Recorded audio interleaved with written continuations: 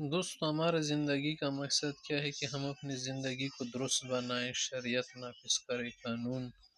طرز و طریقے، آداب، پھر اس کے بعد دوسرے دوست، احباب وغیرہ، قارب،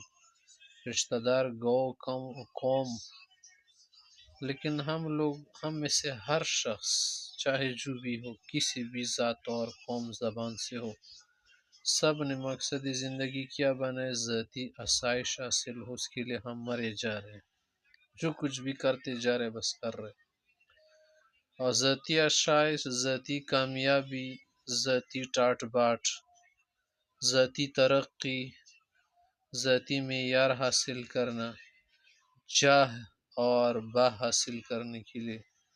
ہم سب دوڑے جا رہے ہیں، دوڑ دھوپ کر رہے ہیں، لیکن آخرت کے لیے،